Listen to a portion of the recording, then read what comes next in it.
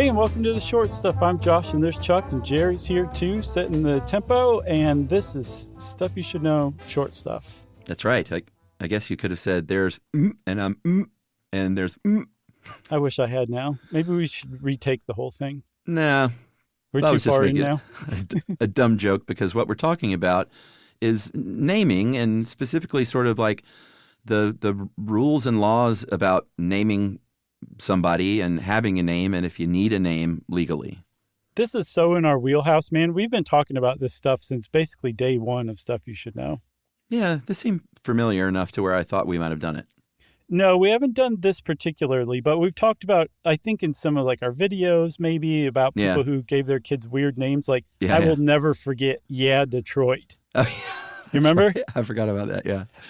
But we're talking about today is... Which was a name, by the way. Yes, somebody tried to name their kid, Detroit. Right. One word. And there might have been an exclamation point. I don't remember. Well, you got to have one. The best name, or at least attempted name I've ever heard. Or maybe an interrobang. Yeah. Yeah. So we're talking about something a little more specific today, though. We're talking about, can you live without a name? Is it something you could possibly do? And the short answer is no. The bigger answer is even more interesting than just being told no. Yeah, I mean, it's not illegal to not have a name, but try getting through life without a name.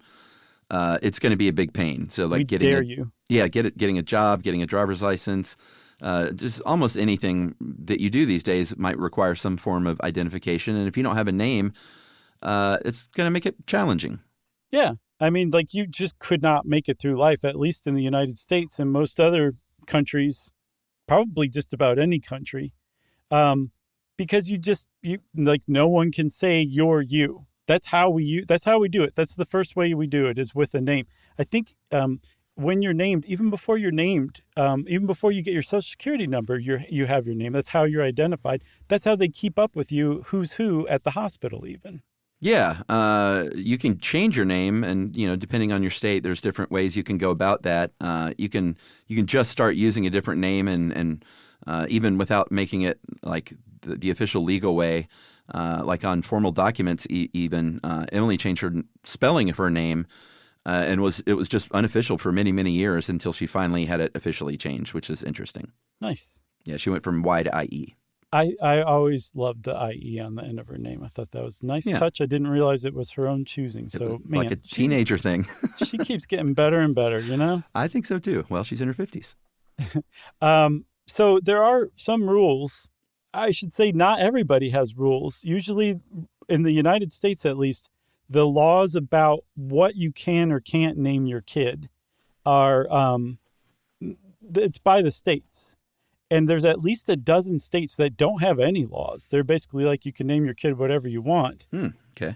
But plenty of other states do have laws. One of the big ones that you'll find, not just among the states that have laws about what you can name your kid, but also internationally, is that you can't name your kid a number.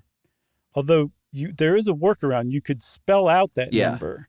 So you can't do the number 3, but you could name your kid THREE. Right. Or you could name your kid Plan 9, but you'd have to spell out 9. Yes. Would you do it all one word or 2 words? Plan 9 Bryant. I think that'd be pretty fun as one word. That's a great name, man. Yeah. What else? You can't use vulgar words. Yeah. Makes sense. Can't be Jesus Christ or Adolf Hitler's on the list too, right? Yep. Same with Santa Claus in some places. Yeah. Nutella is another one. Nutella?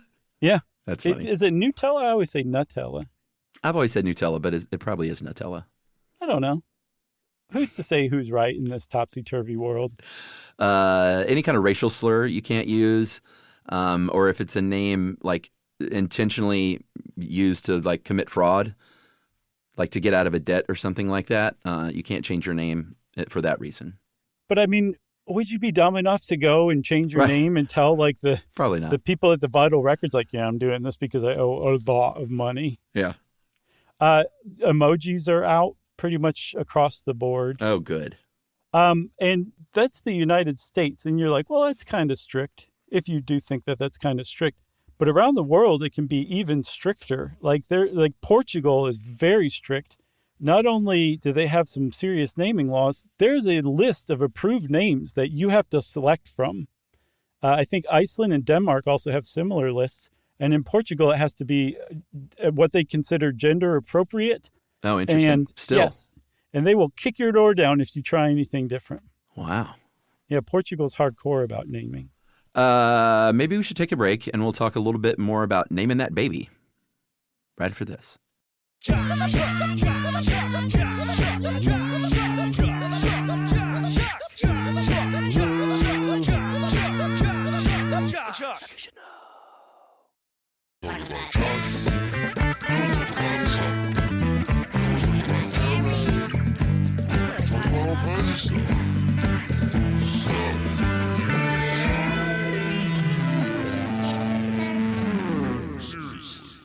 All right, so in the United States, when a birth happens, the parents are legally obligated at some point in time to register that birth with a government entity, Vital Records Department or Department of Health and Human Services, something like that. And every country has a version of something like that. Mm-hmm. And on that form, you got to fill out the name.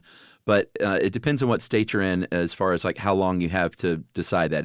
You don't have to name your baby before you leave the hospital. No, that's a pretty common misconception, at least according to Kristen Conger, who, hats off, wrote this one originally from House of Works. Former colleague Kristen Conger and host and founder of Unladylike, a great podcast. That's right.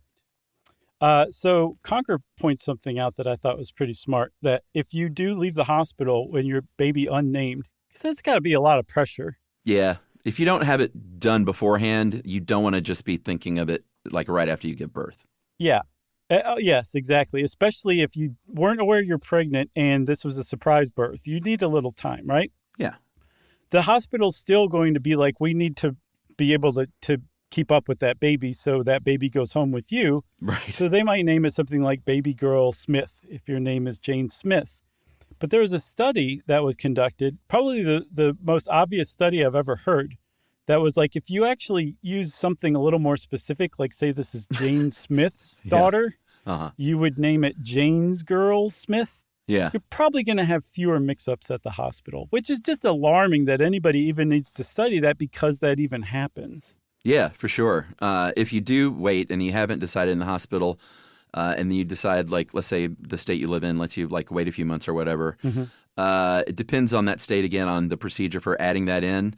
Like in California is the one Kristen mentions. You have to fill out a supplemental name report with the health department and fill that in and say, all right, now we have our baby's name. And they're like, great, now you can get your birth certificate. Yeah. You're like, well, what do you think? Do you think it's a good name? It's a pretty good name, huh? Pretty good name. And I think you have a year in California. So, again, it varies. Yes. I did not realize this, but the United Nations has a pretty stern stance on kids' names. In particular, in the Convention on the Rights of a Child, they said that all children have a right from birth to a name. There's an asterisk next to that. They said if you ever find yourself in a highly stressful Bird Box type situation, you can just name your kid boy or girl. But other than that, that kid deserves a name. I didn't see that. What, that was the Sandra Bullock thing that it's excellent. I've caught seen the it world by twice now, storm and during COVID, right? Yes, it's really good. Okay, I haven't seen it. You should check it out. All right, I'll dust that one off. Yes. So Chuck, let's move on to a little extra, what we would call a lagniappe, if we wanted to sound really obnoxious, on middle names. Yeah, middle names haven't always been a thing. I think the modern idea of a middle name started in the Middle Ages, it seems like, but it was pretty specific back then. They would just give the first name on, whatever they wanted to, personalize it. But then the middle name would be a saint's name and then a surname. But then that eventually fell out of favor over time to where non-religious middle names became a thing. Yeah, a lot of times it was the mother's maiden name, her family name. It could just be like the parents were like, I really like McGillicuddy, so that's your middle name. Yeah. And it just kind of picked up by, I think, World War I was the first time where the U.S. government, at least, officially recognized the existence of middle names when the enlistment forms for the military asked for a middle name. Yeah.